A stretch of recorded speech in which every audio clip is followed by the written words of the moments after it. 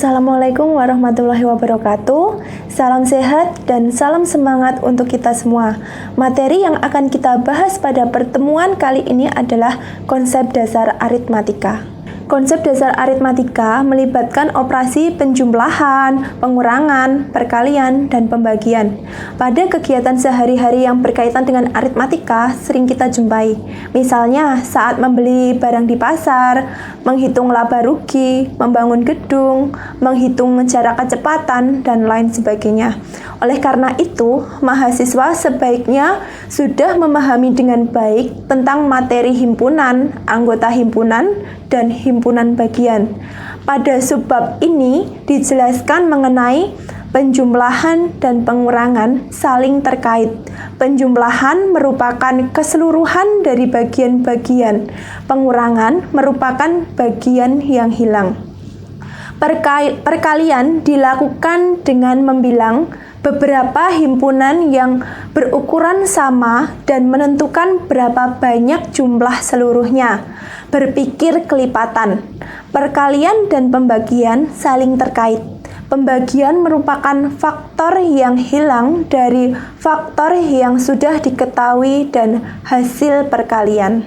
Setelah mempelajari materi konsep dasar aritmatika, mahasiswa diharapkan mampu yang pertama, menganalisis operasi penjumlahan bilangan, yang kedua, menganalisis operasi pengurangan bilangan, yang ketiga, menganalisis operasi perkalian bilangan, yang keempat, menganalisis operasi pembagian bilangan, yang kelima, menyelesaikan permasalahan dalam kehidupan sehari-hari terkait operasi bilangan, yang keenam, menganalisis FPB, yang ketujuh, menganalisis KPK, dan yang terakhir, menganalisis sifat operasi hitung bilangan.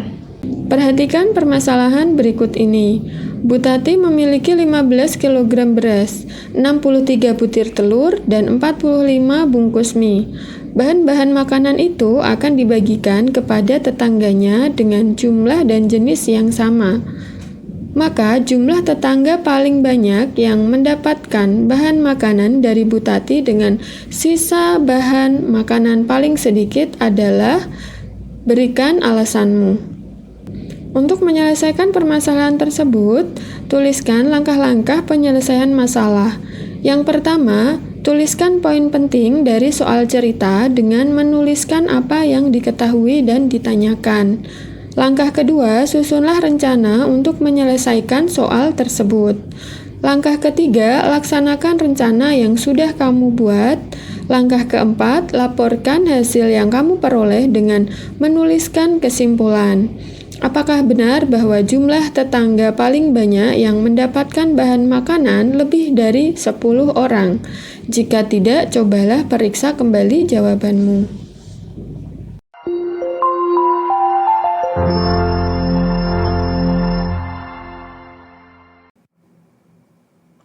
Materi yang pertama adalah mengenai operasi bilangan. Pada subbab ini dijelaskan mengenai penjumlahan dan pengurangan yang saling terkait. Penjumlahan merupakan keseluruhan dari bagian-bagian. Pengurangan merupakan bagian yang hilang. Perkalian melibatkan membilang beberapa himpunan yang berukuran sama dan menentukan berapa banyak jumlah seluruhnya atau berpikir kelipatan. Sedangkan perkalian dan pembagian ini saling terkait. Pembagian merupakan faktor yang hilang dari faktor yang sudah diketahui dan hasil perkaliannya.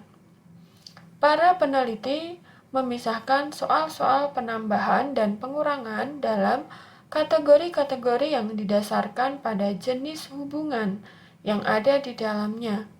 Kategori tersebut adalah penggabungan atau join, kemudian pemisahan atau separate, bagian-bagian keseluruhan atau part whole, dan pembandingan atau compare.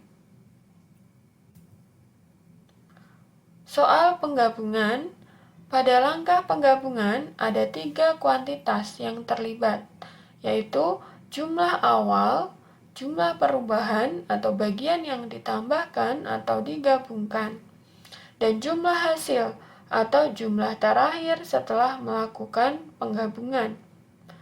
Salah satu dari ketiga kuantitas tersebut bisa ditampilkan dalam jumlah yang tidak diketahui.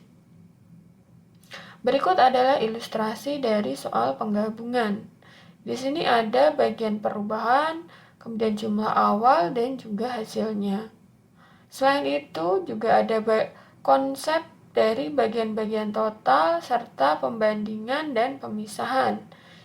Ini akan kita bahas pada slide selanjutnya. Pada soal pemisahan, jumlah awal merupakan jumlah keseluruhan atau jumlah yang paling besar. Sedangkan pada soal penggabungan, jumlah hasilnya adalah jumlah keseluruhannya. Pemisahan di mana hasil tidak diketahui, contohnya, Sandra memiliki 12 koin. Dia memberikan Gilang 4 koin. Berapa banyak sisa koin Sandra sekarang? Di sini hasilnya tidak diketahui.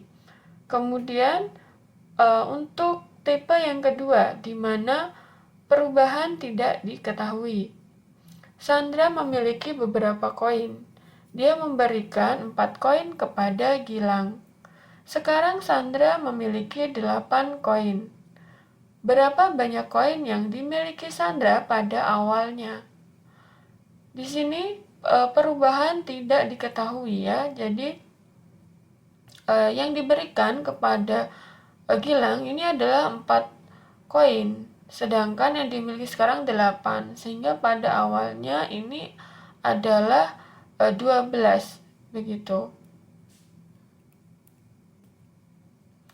Selanjutnya tipe soal bagian-bagian total. Di sini ada ilustrasinya di mana untuk bagian-bagian total ini terdiri dari beberapa bagian yang sama kemudian atau bisa juga berbeda. Kemudian ada total keseluruhan. Penggabungan ini bisa berupa aksi fisik atau bisa dilakukan dalam hati, di mana bagian-bagian tidak digabungkan secara fisik. Penggabungan secara fisik bisa dengan memanfaatkan benda-benda nyata yang ada di kehidupan sehari-hari. Bagian-bagian total di mana total tidak diketahui, contohnya adalah Gilang memiliki 4 koin 1000-an. Dan 8 koin 500-an. Berapa banyak koin yang dia miliki? Nah, di sini terdapat bagian yaitu 4 dan 8. Kemudian tipe bagian yang tidak diketahui. Gilang memiliki 12 koin, 8 dari koinnya adalah 1000-an dan sisanya 500-an. Berapa banyak koin 500-an yang dimiliki oleh Gilang? Ini adalah tipe bagian yang tidak diketahui. Sedangkan untuk soal perbandingan, di sini melibatkan perbandingan dua kuantitas. Jumlah ketiga sebenarnya tidak ada, hanya merupakan selisih dari kedua jumlah tersebut. Ada 3 jenis soal perbandingan, sesuai dengan kuantitas mana yang tidak diketahui, yaitu lebih kecil, lebih besar, atau selisih. Di sini adalah contoh ilustrasi dari perbandingan yang melibatkan selisih. Contoh selisih tidak diketahui. Gilang memiliki 12 koin 1000-an dan Sandra memiliki 8 koin 1000-an. Berapa lebih uang Gilang dibanding uang Sandra? Nah, di sini terdapat selisih yang tidak diketahui. Kemudian, bilangan yang lebih besar tidak diketahui. Gilang memiliki 4 koin 1000-an, lebih banyak dibandingkan Sandra. Sandra memiliki 8 koin 1000-an. Berapakah uang Gilang? Ini adalah bentuk dari bilangan yang lebih besar, ini tidak diketahui. Menggunakan kata lebih banyak ya di sini. Kemudian bilangan yang lebih kecil tidak diketahui. Gilang memiliki 4 koin seribuan, lebih banyak dibandingkan Sandra. Gilang memiliki 12 koin seribuan. Berapakah uang Sandra? Nah, di sini uang yang dimiliki Gilang ini lebih banyak, sehingga karena ini tipe yang lebih kecil, maka yang tidak diketahui adalah uang dari Sandra. Selanjutnya untuk materi penjumlahan. Jika beberapa bagian dari suatu himpunan ini sudah diketahui, penjumlahan digunakan untuk menyebutkan jumlah keseluruhan dari bagian-bagian tersebut. Ini adalah beberapa ilustrasi dari konsep penjumlahan, yaitu menggabungkan atau bisa memisahkan menggunakan dua warna, sehingga ini ditaruh di kotak yang sama dengan warna yang berbeda. Di sini penggabungan atau bisa digunakan untuk pemisahan juga pada sebuah alas dengan menggunakan batas, ya, di mana di sini adalah bagian-bagian total karena ada batas di tengahnya, ya, sehingga menjadi bagian-bagian. Sedangkan yang sebelumnya ini tidak ada batasnya, namun menggunakan warna yang berbeda. Selain itu juga bisa dengan bangunan kubus seperti ini, ya. Ini bisa digabungkan dengan menggunakan warna yang berbeda. Bisa juga dengan desain dari sebuah persegi, ya. Di sini bisa digunakan untuk penjumlahan. Selain itu juga bisa memanfaatkan garis bilangan dengan adanya loncatan, ya, sehingga di sini meloncatnya dengan arah yang sama, sehingga kesimpulannya adalah digabungkan. Selanjutnya untuk konsep pengurangan, pada model bagian-bagian total, jika totalnya dan salah satu bagiannya sudah diketahui, maka pengurangan akan menghasilkan bagian satunya. Ini adalah konsep dari pengurangan. Definisi ini sesuai dengan penggunaan istilah mengambil yang sering digunakan. Jika kita memulai dengan misal total 8, kita menghilangkan sejumlah 3 bilangan atau 3 benda. 2 himpunan yang kita ketahui di sini adalah 8 dan 3. Sehingga ekspresinya yaitu 8 minus 3.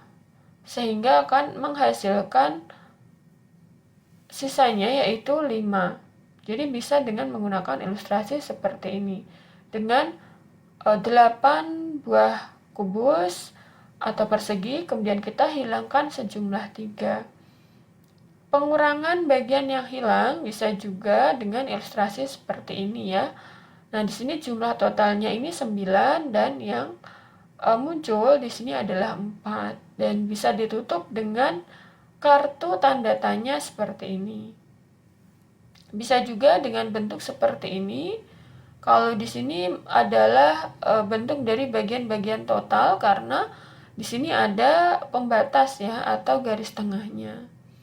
Bisa juga dengan sebuah batang berisi 9, kemudian kita memisahkan beberapa batang dan berapakah yang tersembunyi. Nah, di sini bisa seperti bermain tebak-tebakan, ya.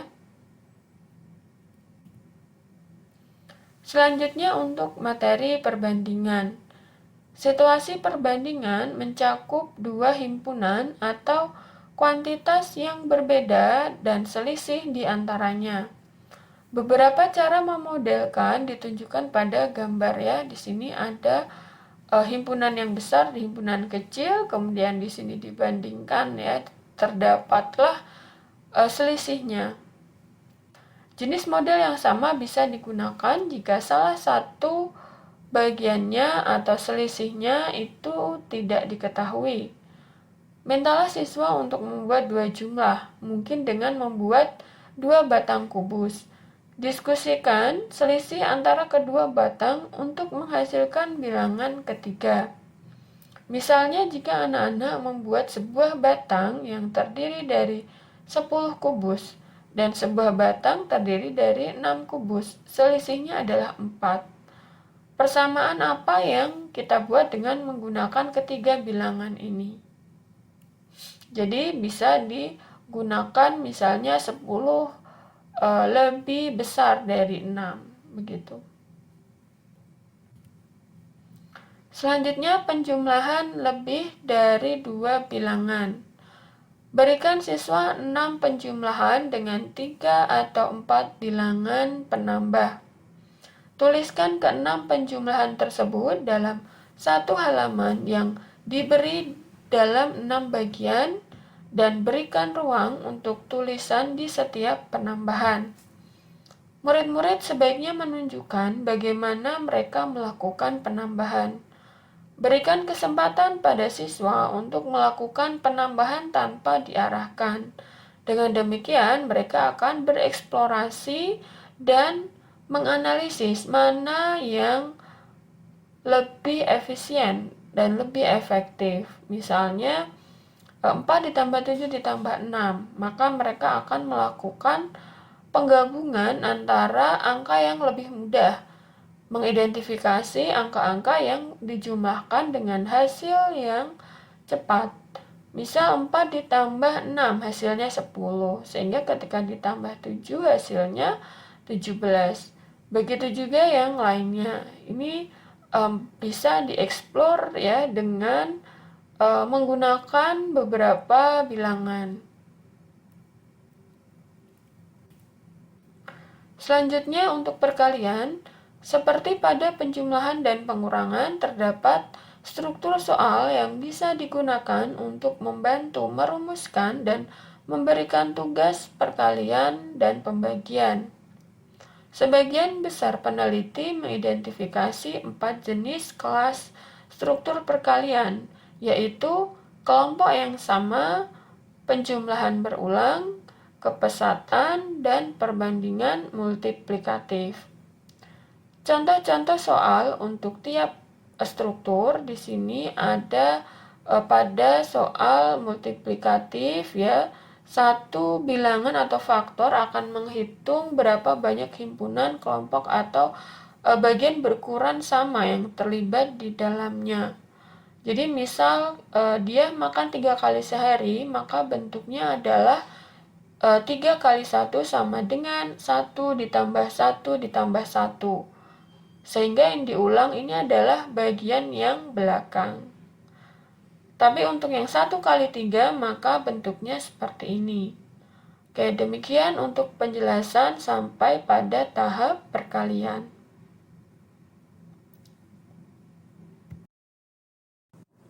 Materi selanjutnya yaitu soal-soal dengan kelompok yang sama.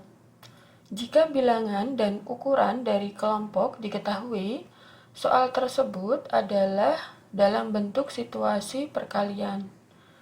Jika jumlah himpunan atau ukuran dari himpunannya tidak diketahui, maka timbullah situasi pembagian.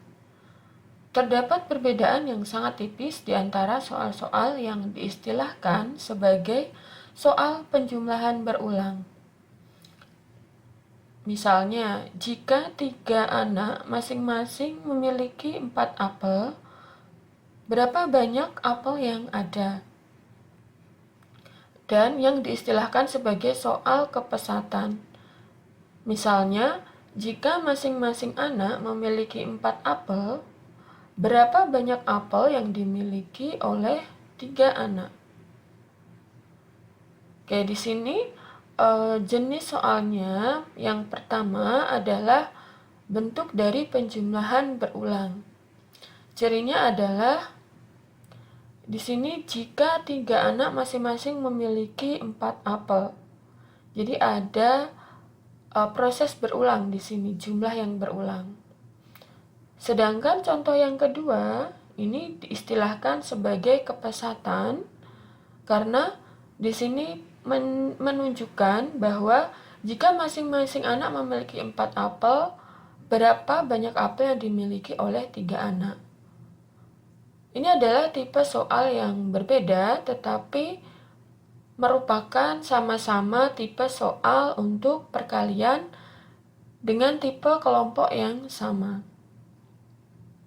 Selanjutnya untuk soal perbandingan multiplikatif. Ini masih dalam materi perkalian. Pada soal perbandingan multiplikatif, terdapat 2 himpunan yang berbeda, seperti pada situasi perbandingan untuk penjumlahan dan pengurangan. Satu himpunan terdiri dari beberapa salinan dari himpunan lainnya. 2 contoh untuk setiap kemungkinan dituliskan di sini. Pada kasus sebelumnya, perbandingannya adalah pada selisih kuantitas atau jumlahnya. Pada situasi multiplikatif, perbandingannya didasarkan pada salah satu himpunan yang merupakan kelipatan dari himpunan yang lainnya. Misalnya untuk contoh perbandingan di mana hasil tidak diketahui. Joko membeli 6 apel. Mila mengambil apel 4 kali lebih banyak dibandingkan Joko. Berapa banyakkah apel yang diambil oleh Mila? Ini adalah contoh di mana hasil tidak diketahui. Bulan ini Mila menabung uang 5 kali lebih banyak dibanding bulan lalu. Bulan lalu dia menabung 700.000. Berapa banyak uang yang disimpan oleh Mila bulan ini? Ini adalah juga contoh hasil yang tidak diketahui. Ini adalah bentuk perkalian. Selanjutnya untuk contoh perbandingan, bentuk perbandingan di mana himpunan tidak diketahui atau pembagian partisi. Contohnya, Mila mengambil 24 apel. Dia mengambil apel 4 kali lebih banyak dibandingkan Joko. Berapakah apel yang diambil oleh Joko? Oke, di sini yang tidak diketahui, himpunannya tidak diketahui ya. Jadi tidak diketahui ini bagian dari punyanya si Joko, begitu. Bulan ini Mila menabung 5 kali lebih banyak dibandingkan bulan lalu. Jika bulan ini dia menabung sebanyak 35.000, berapakah uang yang dia simpan bulan lalu? Ini juga contoh di mana himpunannya tidak diketahui ya. Kemudian bentuk perbandingan di mana bilangan pengali ini tidak diketahui. Ini pembagian pengukuran. Mila mengambil 24 apel dan Joko hanya mengambil 6 apel. Berapa kalikah Mila mengambil apel dibanding yang diambil oleh Joko? Nah, ini adalah bentuk bilangan pengalinya yang tidak diketahui. Bulan ini Mila menabung 350.000. Bulan lalu dia menabung 70.000. Berapa kalikah uang yang dia simpan bulan ini dibandingkan bulan lalu? Oke.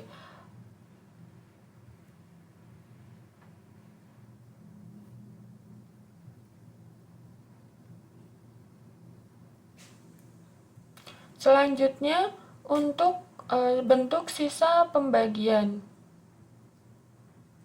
Pembagian di sini contohnya misal 6 dibagi 3, ini artinya 6 dikurangi 3 dikurangi 3 sampai hasilnya dengan 0 diperoleh 2 himpunan angka 3. Seringkali operasi pembagian ini akan menghasilkan sisa. Misalnya, soal dengan 6 sebagai pembagi hanya akan menghasilkan bilangan bulat jika yang dibagi kelipatan dari 6. Jika tidak ada konteks yang digunakan, sisa tersebut tetap sebagai kuantitas utuh atau bisa dibagi-bagi dalam bentuk pecahan.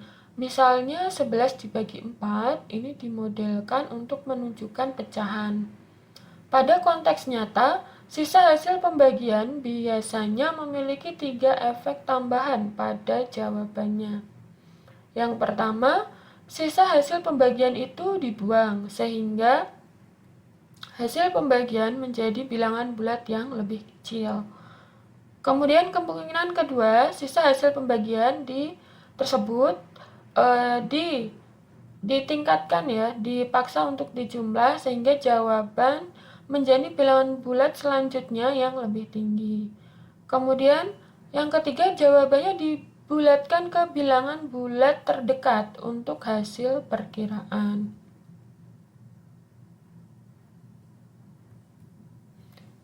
Ini adalah contoh bentuk pembagian yang membentuk pecahan ya. Jadi ada bentuk yang tidak utuh. Misal di sini pembagian dari 11 dibagi 4 ya. Jadi ketika 11 dibagi 4, maka di situ harus dibagi menjadi 4 bagian yang sama sehingga menimbulkan jumlah 2 3/4 di sini ya. Jadi 11, ketika 11 dibagi 4 hasilnya ini. Kemudian di sini ada juga ya bentuk lainnya ya. Ini diekspresikan dalam bentuk lain ya. Ini juga bagian dari 2 3/4 ya. Jadi bisa seperti ini, juga bisa seperti ini. Ini tergantung dari konteks ceritanya. Oke, ini adalah beberapa contoh lain ya dari pembagian yang menghasilkan pecahan. Nah, ini bisa disimak, dibaca lebih detail pada modul ya atau pada PPT.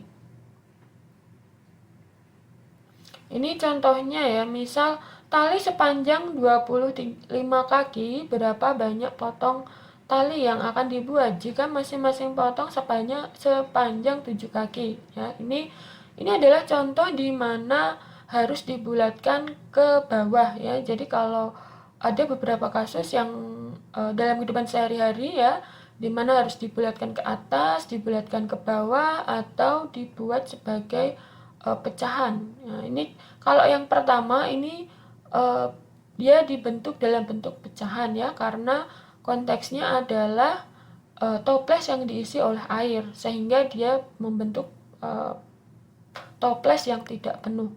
Nah, sedangkan di sini konteks selanjutnya ini contoh di mana dalam kehidupan sehari-hari bahwa ini ya dihitungnya itu utuh gitu sehingga harus dibulatkan gitu ya. Jadi hasilnya hanya 3. Sedangkan sisanya dibuang. Karena 25 bagi 7 itu kan 3 ya. 3 kali 7 itu 21. Sehingga masih sisa 25 dikurangi 21 yaitu 4 gitu ya. Kemudian kegiatan perkalian dan pembagian ini salah satunya adalah menemukan faktor, yaitu mulai dengan menggunakan bilangan yang memiliki banyak faktor ya. Jadi kalau kita ingin mengenalkan tentang perkalian dan pembagian, sebaiknya kita menggunakan bilangan yang banyak faktor. Tidak harus dengan bilangan yang banyak ya, misal 100, 200, 150 begitu. Tetapi bilangannya yang bilangan yang kecil saja bisa di bawah 50 tetapi memiliki banyak faktor. Nah, ini akan lebih mudah ya untuk mengenalkan perkalian atau pembagian. Untuk medianya bisa dengan menggunakan ubin persegi atau kubus. Ini adalah bentuk-bentuk dari konsep perkalian ya. Di sini bisa dengan model seperti ini, menggunakan partisi-partisi ya, menggunakan bagian-bagian seperti ini. Bisa juga dengan kubus yang ditumpuk seperti ini, atau kubus yang dijejer. Ini dengan menggunakan persegi, kemudian ini dengan garis bilangan, dan ini juga dengan garis bilangan tetapi dengan panah ya, panah melangkah ke depan gitu.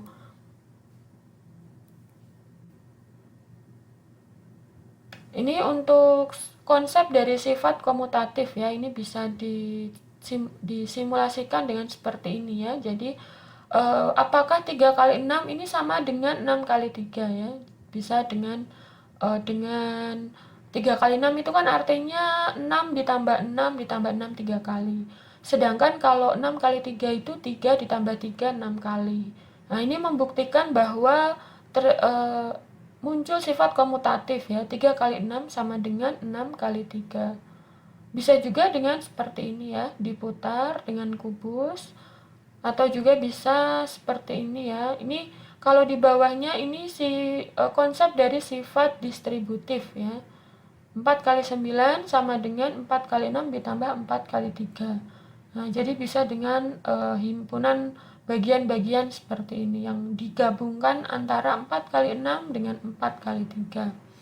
Bisa juga seperti ini. Ini adalah konsep sifat distributif. Kemudian untuk FPB dan KPK ini adalah pengembangan dari materi perkalian dan juga pembagian.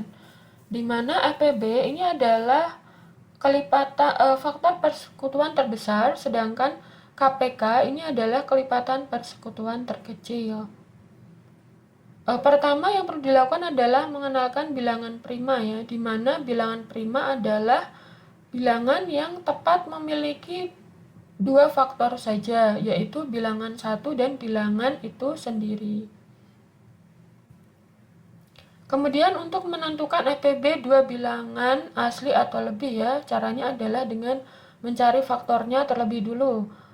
Sehingga ketika kita menjelaskan dengan cara cepat, itu sebaiknya sudah memahami konsep dari faktor tersebut. Jadi cara cepat apapun yang digunakan ini tetap penting bagi kita untuk mengajarkan konsepnya terlebih dulu. Ini secara lain setelah mencari faktor, maka kita mencari faktor persekutuan. Kemudian baru setelah itu mencari faktor persekutuan yang paling besar. Sedangkan kalau untuk KPK ini dengan mencari kelipatannya, kemudian mencari kelipatan persekutuan terkecil. Ini adalah konsep pembelajaran FPB dan KPK dalam pemecahan masalah ya, dalam kehidupan sehari-hari.